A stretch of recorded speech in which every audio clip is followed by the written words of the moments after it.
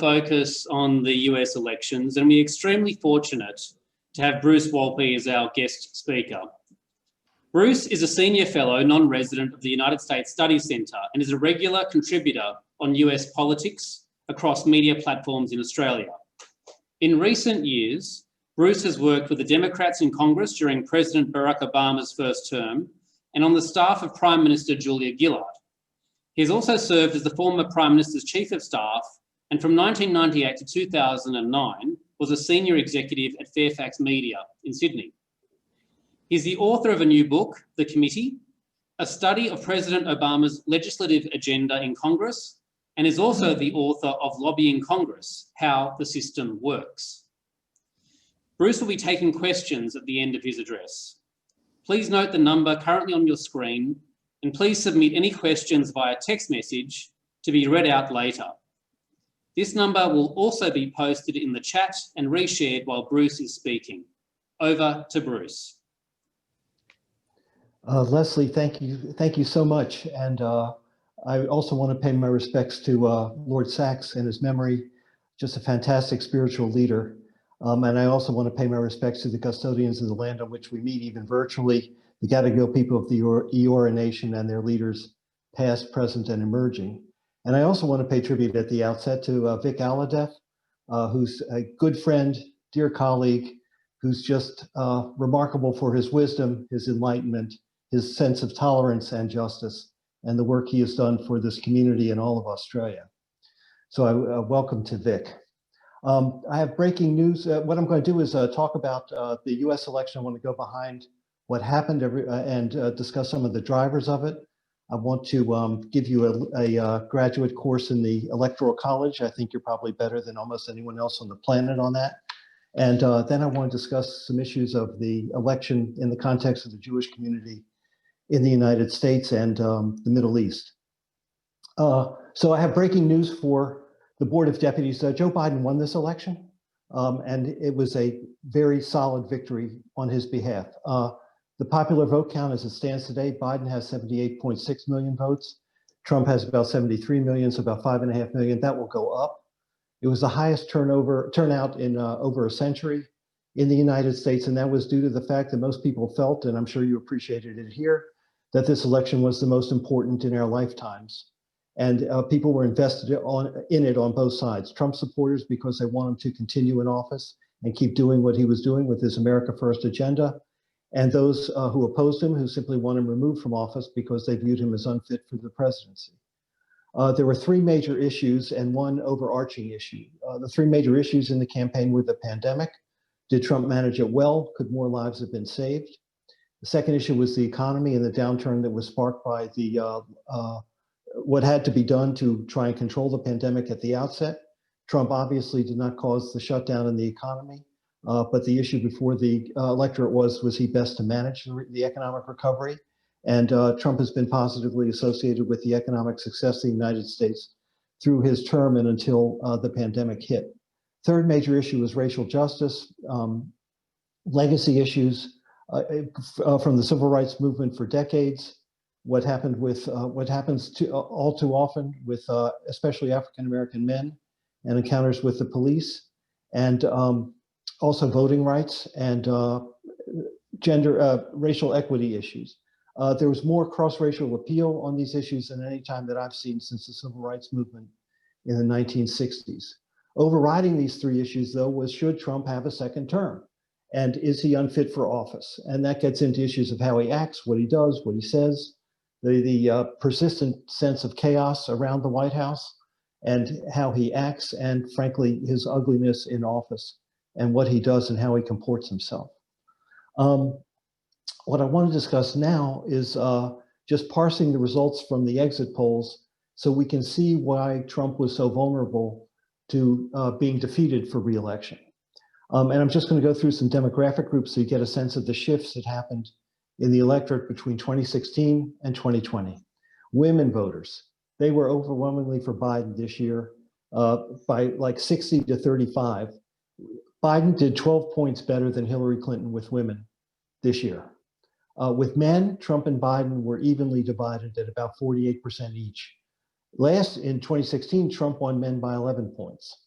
Independent voters, always an important swing constituency when you have 40% Republicans, 40% Democrats, 20% in the middle. Biden beat Trump on independents 52-40. In 2016, Trump won independents by 4 points. Trump carried white voters by 52-46, but in 2016, so 6 points. By 2016, he won white voters by 16 points. Trump did gain with Black men in particular and Hispanics. Black men, I think the feeling was generally because of greater Black employment as a result of under the first 3.5 years of his presidency. And I think they responded to that. The Hispanic vote and Latino vote is more complicated.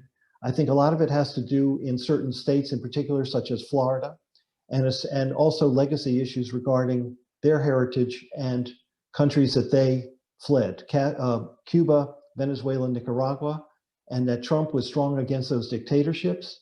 And the Hispanic community rewarded Trump for that, for his stand. I think it was just bad news to send Obama to Florida. He normalized relations with Cuba, and I think a lot of people remembered that in Florida. Seniors, very important constituency, particularly in a year of pandemic. Trump won them by 7 points in 2016. Biden cut that in more than half. The overall context going into the election was that Trump's approval rating throughout his presidency was between 40 and 45%. On election day, it was 44%. No president in modern times has won re-election if they don't have an approval rating of over 50%. Trump never got over 50%. And so he just never reached that benchmark. And I think that was a decisive factor in assessing whether he would win a second term. 65% of the country believes America is on the wrong track, not moving in the right direction. 55% of Americans believe that the country is worse off than it was 4 years ago. About 55% of the country believes that they are better off economically, but in the overall figure, is America better off or worse off? Worse off. This means these figures mean that there was a profound reconsideration of Trump among key groups, and that led to his being vulnerable to being beaten. So the bottom line was that the election was a referendum on Trump, how he faced the pandemic, and was he fit for office. The election was ultimately decided on turnout. Democrats came out. Biden had the highest vote ever recorded, and it's a tribute to the Democratic turnout machine. But Republicans turned out too, better than the Trump approval ratings. For 3 years, Trump's approval rating was a proxy for what the vote he would get in the general election. It was, again, between 40 and 45. Trump's going to get around 47, 48. So he really did maximize the turnout of the Trump base in November. And that was a real tribute to his organization. And this explains why Biden won nationally and why the Democratic margin, but that the Democrats did not do so well in the House. They lost half of their majority. They still have a majority in the House, but it's not as strong as it was from 2018 when they took the House back. And a lot of Senate seats that Democrats thought they would win, they did not get. And the Senate is up in the air, leaning Republican. In context, the 2020 result, a lot of people think it was close. Not in historic terms. It was not as big. Biden's win was, I argue, emphatic. But it was not as big as Obama in 2008 and 2012, but it was bigger than both Bush victories in 2000 and 2004. And there was no issue on Bush's mandate to be president, even though he didn't win the popular vote in 2000. He was well established. Biden is in a stronger position relative to that than may be appreciated. In thinking about why Trump commands such strong support, he tapped into a strand in the Republican Party that's been active for at least 3 decades. It's nationalism, it's nativism, it's isolationism, and it's protectionism. And the Trump voters like him for those reasons. They like him because he hardens the southern border and builds a wall. They like him because he wants to repeal Obamacare. They like him because he appoints conservative judges. They like him for taking on China and putting America first. They like him for ending the endless wars in the Middle East. They like him for standing up for gun rights. They like him because he's against abortion. They like him because he stands up to the establishment and kicks over the tables in Washington and laughs, and they really love seeing him break eggs in Washington. They like him for law and order, and of course they like him for economic performance and confidence in his economic management. And that is what the Trump base revolves around, plus personality and all those intangibles that go into the Trump persona. Now, what do voters like about Biden? They nominated him because he was seen as the most capable person of defeating Trump. Defeating Trump was the highest priority of Democrats. It was not ideological purity. The Democratic Party did not go hard left. It is not hard left. If it was hard left, they would have nominated Bernie Sanders or Elizabeth Warren. They didn't. It was a very considered judgment. It was not an emotional judgment. It was a judgment in the head, not the gut. And so there was a Biden enthusiasm lag compared to the rah-rah that you see with Trump. But the force of the determination to get rid of Trump was terribly strong, and that was reflected in the national vote. They trusted Biden on the pandemic. If the pandemic had not occurred, I think Trump probably would have won re-election. And then when you think about, when you have a failed president and who replaces them, what qualities who's the antithesis to the president that you're replacing? So there have been two since Franklin Roosevelt, Jimmy Carter in 1980, and George H.W. Bush in 1990, Bill Clinton replacing George H.W. Bush. I'll get to those reasons why. But the antithesis of Trump, if you think about it, was my first instinct when the primaries were underway that people would want to replace Trump with his complete opposite, a woman of color. I thought Kamala Harris had a good chance to do that, but she was not a very strong campaigner. But as things developed, the pandemic, economic crisis, and so forth, who really was the antithesis to Trump? It was an older white guy who had a lot of experience, who could be turned to immediately, who people believed had trusted hands and could see America through this crisis. And so all those factors combined to put Joe Biden where he was. Now, why do presidents lose re-election? Going back to Carter and Bush, presidents lose re-election when the crises they face overwhelm their ability to manage the office and overwhelm their presidency. So 1980, Jimmy Carter was consumed by the Iran hostage crisis. People will remember Ayatollah Khomeini came to power. His forces took over the American embassy, held over 50 Americans diplomats hostage for 444 days. Carter couldn't get a handle on it. He could not free the Americans. A rescue mission failed pathetically in the desert, helicopters crashing and burning. It was just awful, a humiliation for the United States. He never shook it. That combined with Arab oil embargo, economic recession, hyperinflation, and interest rates. And so Jimmy Carter could not manage his presidency, and he lost election. 1992, George H.W. Bush, hero of the first Gulf War, manager of the successful end, the triumphant end of the Cold War, was at 90% approval 18 months before the election. So this is February 1991. And then a recession hits, a really bad recession. It was a recession that came here that Paul Keating said is a recession Australia had to have. And so we got it. Bush could not get a grip on the recession. And his approval rating fell from near 90% in February of 91 to about 30% by election day. And he was done by Bill Clinton. And so it doesn't happen often, but when presidents are seen as incapable of managing what the American people vote for them for and pay them to do, that provides the opening for them to be turned out. As John Howard would say, facing these circumstances, who do you trust to see America through the next 4 years? And that's what this election was all about. To go behind that and then look at the effect in the Electoral College, since, as you know, there's not direct election of the president, let's just look at two Electoral College maps. And first, let's go back to 2016, if we might, Romy, please. This is Donald Trump's favorite map. He loves this map. the Electoral College, first of all, if you're going to see the musical Hamilton in Sydney next year, just remember that Alexander, I love the musical, fantastic. Just remember Alexander Hamilton had a hand in writing the Electoral College. It's just one of his few flaws. This map shows what happened in 2016. The Electoral College was set up in order to serve as a buffer against the direct election of the president. There are 538 votes in the Electoral College. That number is calculated by the number of members of the House of Representatives plus the number of senators. And each state gets electoral votes equal to the number of members it sends to Washington in the House, plus 2 senators. So Wyoming has 1 House member and 2 senators, 3 votes. California has 53 House members, 2 senators, 55 votes. And a majority of 538, of course, is 270.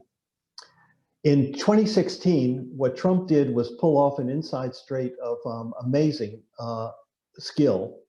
And what he did was take the states of Pennsylvania, Michigan, and Wisconsin, which had voted Democratic for quite a long period of time, and he won those states. And that denied Hillary Clinton the presidency. If she had carried those 3 states, she would have been president. She lost them by 77,000 votes. And so it was a tiny margin, but it made all the difference in the world. But what this map, you can take it and play with it and look at numbers and everything, but what this map actually said to the Trump campaign going into this year was, if we can keep just one of those states, either Pennsylvania, Michigan, or Wisconsin, and keep everything else red, all the states we carried in 2016, Trump would still win the Electoral College by a smaller majority. So keep one of the 3, keep everything else that's red, Trump wins. Okay, let's look at what happened. Romy, if we might, go to the 2020 map. He didn't pull it off. As you can see, Pennsylvania, Michigan, and Wisconsin all reverted to their Democratic base, and Arizona was Republican and became Democratic, and Georgia will be called, that recount will be done Thursday, midday our time, and Georgia will be Democratic too. So Trump not only failed to keep one of those 3 states in the industrial Midwest, he lost 2 other Republican states. And that is the margin by which Biden has become president-elect. And it's just a little irony of history that his electoral vote total is exactly the same as Trump's, 306, which Trump called a landslide. And I think Biden feels the same way. Thank you for the maps, Romy. I just want to conclude my remarks with talking about the election and issues of importance to the Jewish community in the United States. And here too, why not? Jewish Americans voted overwhelmingly Democratic. They always do. They have for since Roosevelt, actually. There was a poll that the American Jewish Committee did just before the election. It said that the Jewish vote would be 75% Democratic. That's in line with what has happened in past elections. Trump does enjoy a much stronger support in Orthodox communities, as can easily be expected. Trump's diplomatic achievements in the Middle East, especially Jerusalem, the Golan Heights, and the peace agreements that have been recently forged with the Emirates and Bahrain and Sudan and so forth, they are largely welcomed, but they were not drivers of the Jewish vote in the United States. In other words, the Jewish vote did not go up for Trump because of what Trump has done with Israel. What's driving the Jewish vote are domestic political factors. Aside from traditional Jewish support for liberal and progressive causes, especially on issues of civil rights and social good, the principal cause of intense concern, my reading of the principal cause of intense concern in the Jewish community over Trump has been his failure to condemn white supremacist and pro-Nazi influences. Trump just keeps giving off signals that they're okay with him. And he just refuses to break with them in any irrevocable way. And that's why Charlottesville, which occurred in 2017, was just such a wake-up call to the countries with Nazis marching in the streets of a city that Thomas Jefferson founded a university in. And people were, everyone was on notice on that, and Trump paid a big price on that. But personally, I just really think that the issue that brought this terrible issue home were the murders in Pittsburgh And the killings there, I mean, it was just shocking. I always thought growing up in Washington, D.C., that synagogues and Jewish communities were vulnerable from attacks from like the PLO in the 70s and 80s, and that one day that would happen. I never dreamed, I just could not conceive that it could happen in America, that Jews would be murdered by other Americans in their synagogues. And I think that has just stayed, that's just now implanted as far as Trump is concerned among the Jewish community. You may recall that Trump said he wanted to go to Pittsburgh and meet with the community leaders, and most of the community did not want to meet with him. And so I think that weighed heavily on the election and its turnout and how Jews voted. Joe Biden provides the perfect antidote to Trump's encouragement of racism, and I think he was rewarded for it. On Mideast issues, I want to defer to policy experts, but where I see Biden going is several factors. I think Biden has strong overt support for Israel and the Jewish state. I mean, he is just a solid friend of Israel. At 78, his formative years in Israel were forged at the time of the 6 Days War.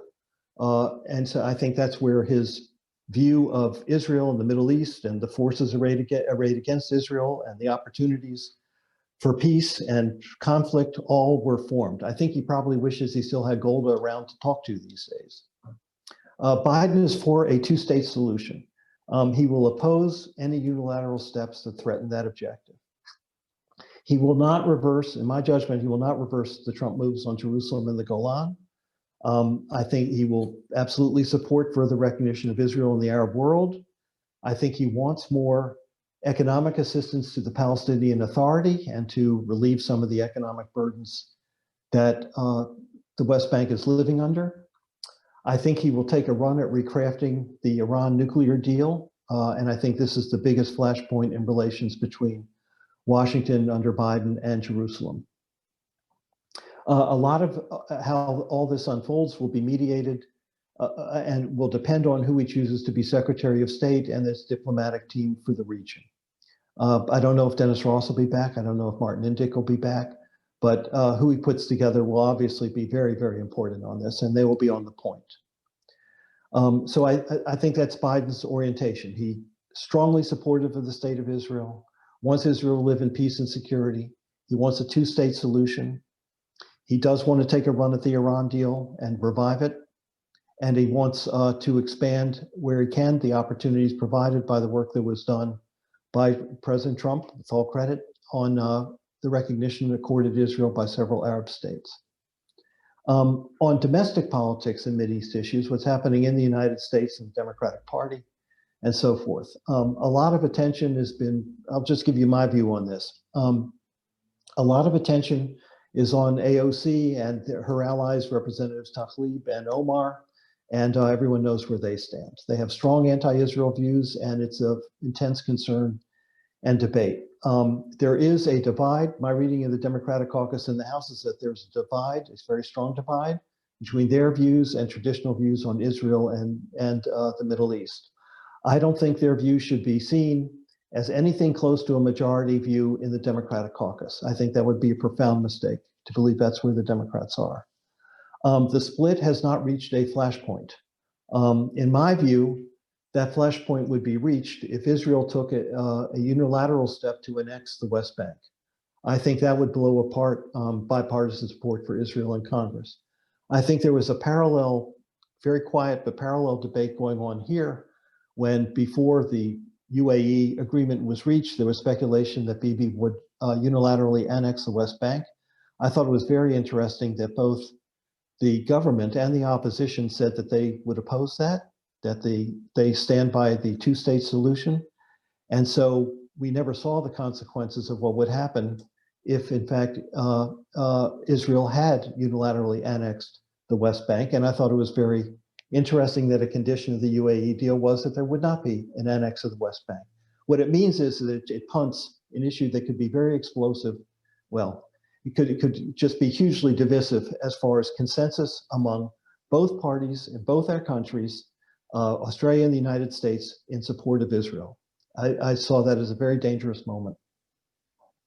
Now, you can view the rise of Muslim members of Congress as a threat or as a demographic trend. I tend to put it in sort of traditional political science terms. I see their emergence, and there are more Muslims elected to Congress sort of every year. I see their emergence as no difference from what happened in the 60s and 70s when Jews came into their own and won and started winning seats in the House and the Senate. In the 70s, if you're old enough to remember, it was Jacob Javits, Abe Ribicoff, and Howard Metzenbaum. And today there are 9 Jewish senators and 27 Jewish representatives, far more than the 2% of the population that Jews constitute. I don't need to tell you what anti-Jewish sentiment was in the 50s and 60s when Jews started getting political power. I think the same thing is occurring as Muslims emerge into their rightful place in the American democracy by representing their communities in the best legislative body in the world, the US Congress. So I see it as straight politics. It's a community that's growing in size and sending its leaders to Congress. I think this is American democracy at work. Of course, there are issues that flow from it, but there are issues to be managed, not beaten down. And we can discuss this further in Q&A. To conclude, the Trump era is not over. What he has done will live with us for a long time. But Trump will not continue as president, and I believe that is very good news for the United States and the world. And with that, I'm happy to turn it over and open it up.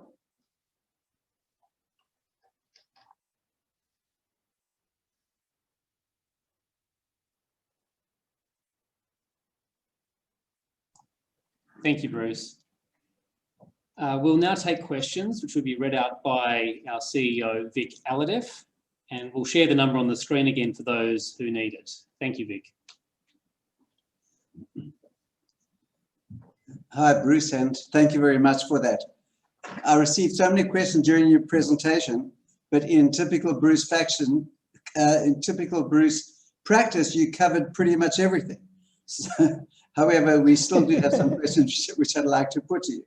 So one of them, you touched in some detail on the Israel-Palestinian situation in the Middle East. So a question from Greg Weiss is, given that Susan Rice is earmarked to take over as Secretary of State, how would this impact on the Biden-Harris relationship to Israel?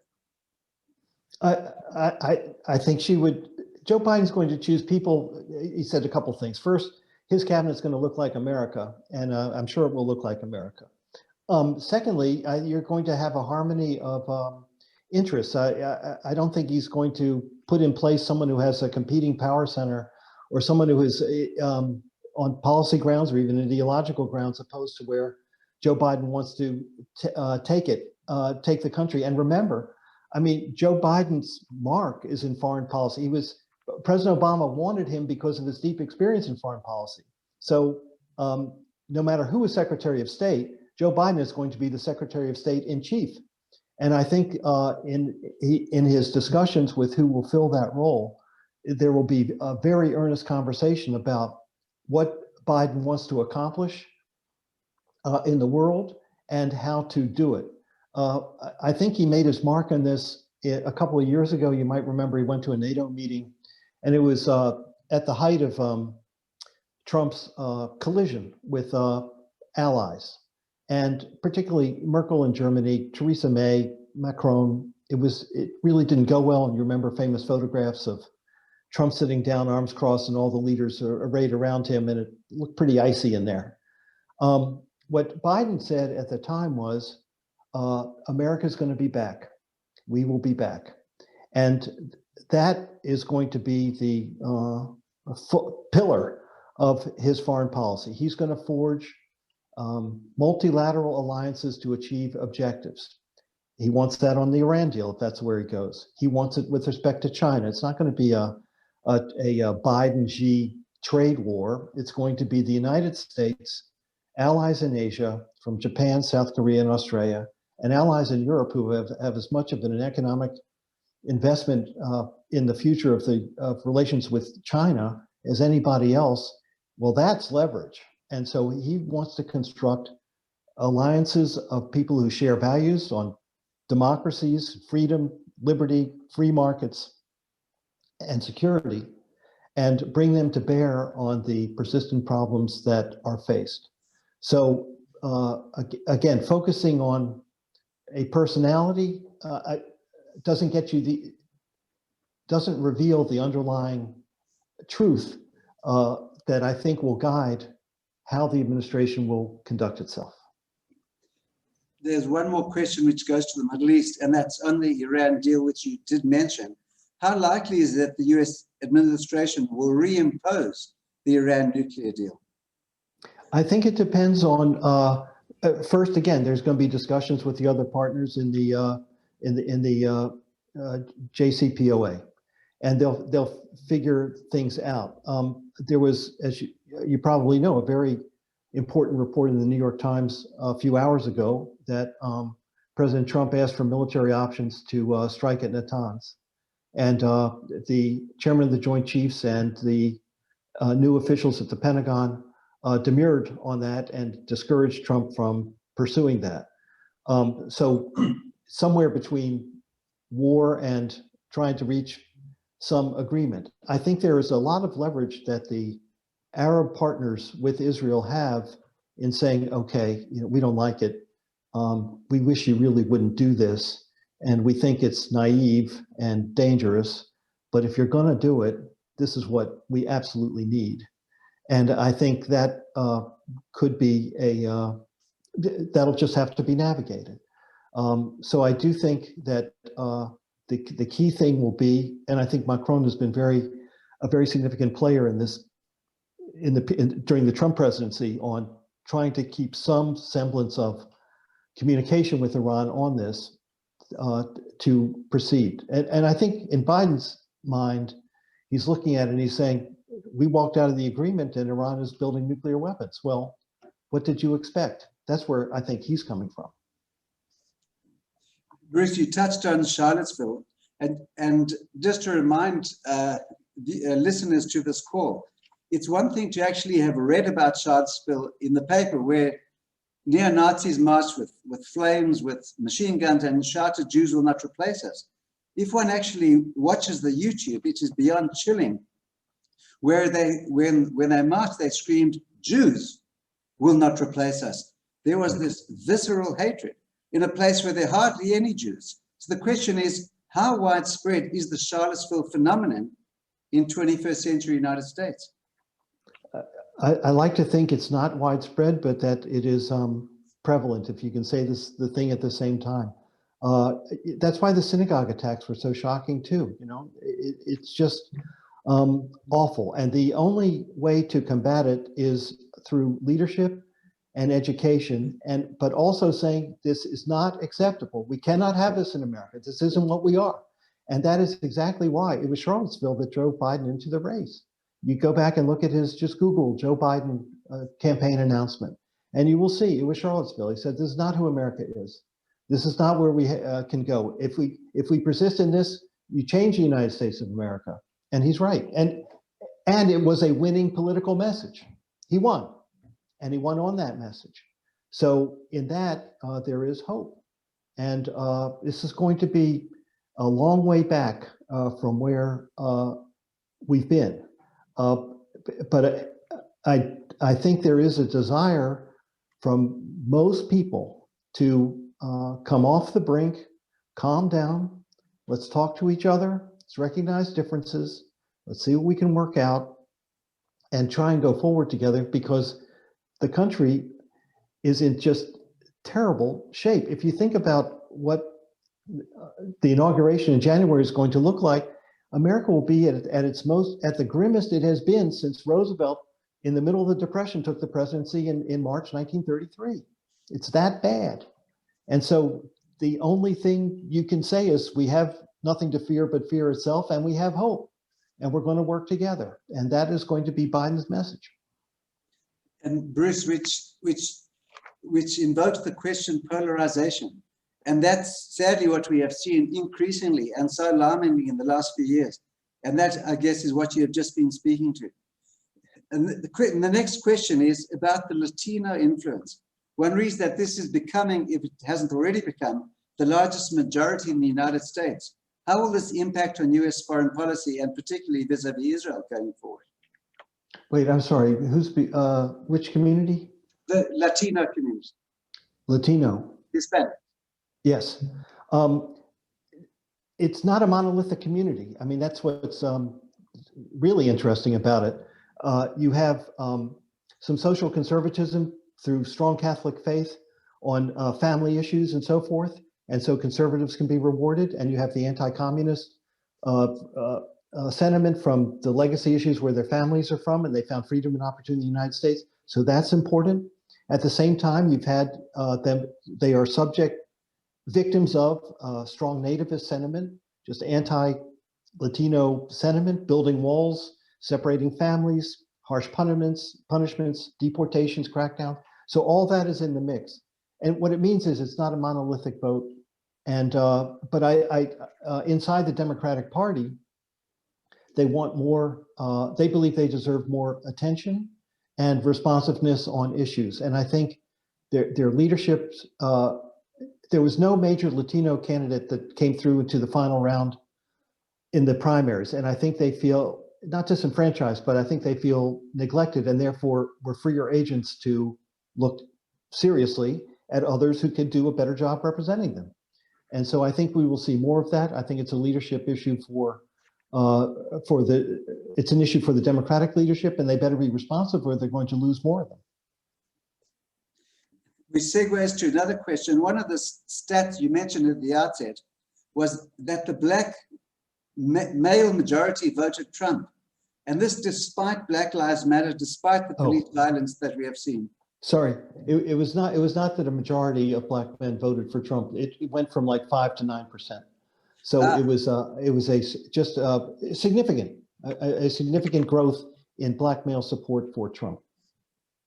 We have two Sorry, final. my apologies. I wasn't clear. Misunderstanding.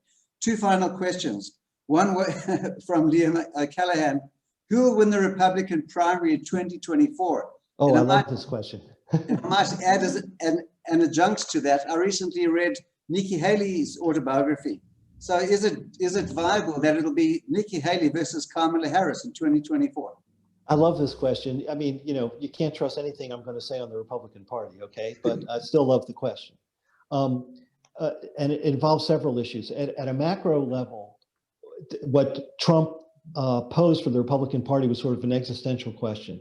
Is the Republican Party the party of Reaganism or the party of Trumpism? And, I discussed what Trumpism is, which was everything that Ronald Reagan was against. It was, well, he was a nationalist, okay.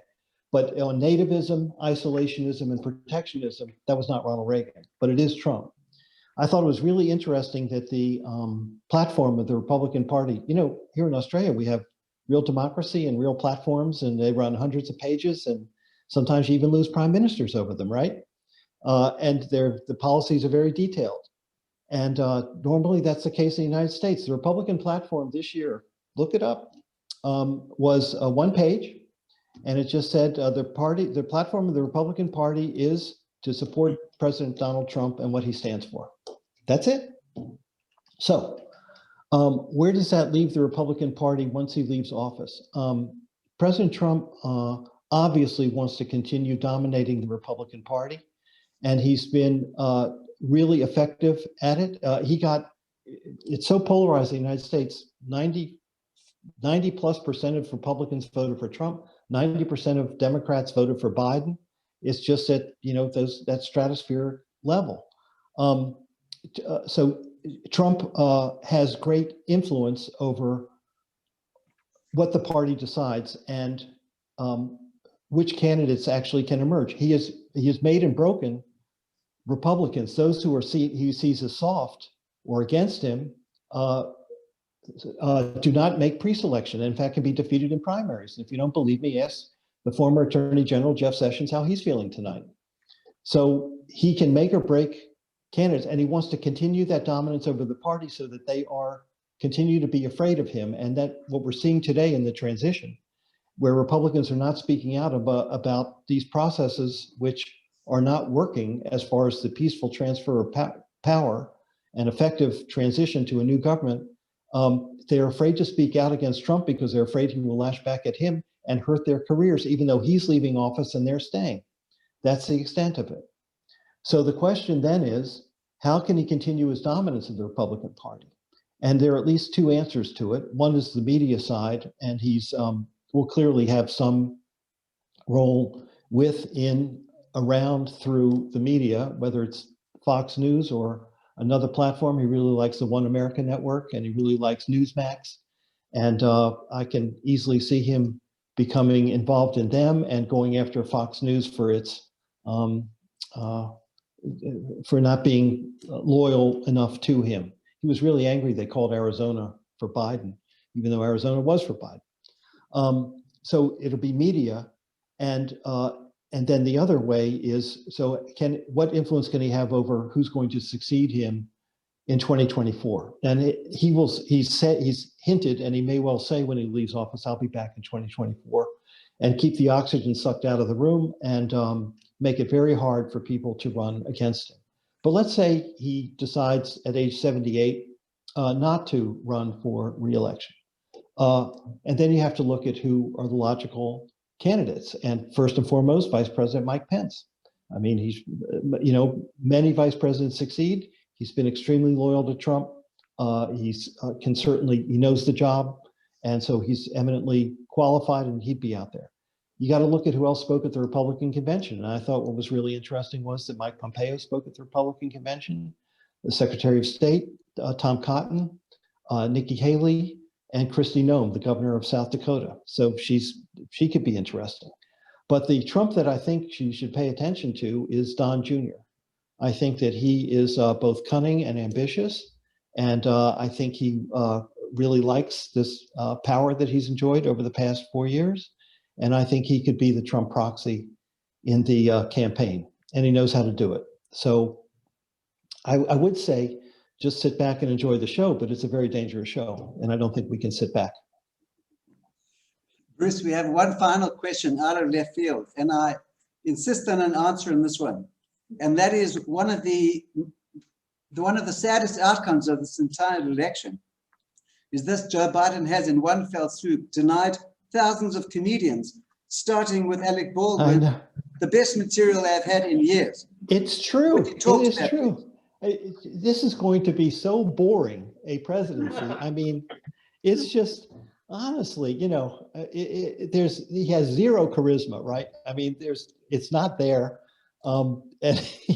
So I think there could be parodies of it, but I think Trump is right. TV ratings are going to go way down, and stuff like that. However, just a couple more serious things. Biden expectations, Trump was so dumb to do this, but he lowered expectations so much that Joe Biden didn't have much problems exceeding them greatly. And, Sleepy Joe and all that stuff. So Biden, he was too old, was losing his marbles. He couldn't win a primary. He couldn't unite the party, couldn't get the nomination, couldn't choose a good vice president, couldn't win the election. Well, guess what? He did all that. And I think what he's doing in the transition now is actually take a page from what Bush and Cheney did in 2000, when that election was contested, and it was up in the air till mid-December when the Supreme Court ruled, and people were trying to figure out, well, is it going to be Gore, is it going to be Bush, who's going to win? Well, what Bush did in the interim period was go about assembling his government and making cabinet announcements and things like that to create the reality, the illusion, if not the reality of, I'm coming into power and I know what I'm doing and I've got a head start on this and I'm going to be the president-elect. Well, this is exactly what Biden's doing. It's the same playbook, and it's a smart playbook. So we've seen policy announcements on COVID. We've seen appointments. He'll make more White House appointments tomorrow, and there will be cabinet officers announced by Thanksgiving. And he's just creating the reality. This is it. I know what to do. He knows what to do. He has day one plans that are this high, and he's ready. And I think people actually believe he is ready. And so I think that Biden could simply be a very effective president in terms of acting on his agenda. The agenda is very simple. I mean, it's complex issues, but it's very simple. Control COVID, cap it out, control the pandemic, don't let it expand like it's expanding now, and the vaccine comes in and we have vaccines for America. So cap and control, and then vaccinate. Then it's economic recovery, reignite the economy. Then it's expanding Obamacare so that people have access to universal health insurance at affordable rates. And then it's racial justice. We're going to do something on voting rights. We're going to do something to improve police community relations. And there's something big on global warming. He'll rejoin Paris on day one, and there'll be stuff that flows from that. That's the agenda. That's it. It's not ideological. It's pragmatic. It's sober. It's responsible. And so if you start acting on that and you get that done, you can create your own virtuous political circle, even though this is not a charismatic man. And again, it's going to be an appeal more to the head than the gut. And but the country will feel better because it has hope, and because things are being delivered to increase their security at home, with their children, with schools, with their job, and their future. If he can do that, that would be really quite a lot. Bruce, I'd like to respectfully draw the section of the meeting to a close, and to say to all the community members who are on this call, to emphasize how very fortunate we have been to have had Bruce Wolpe with us tonight.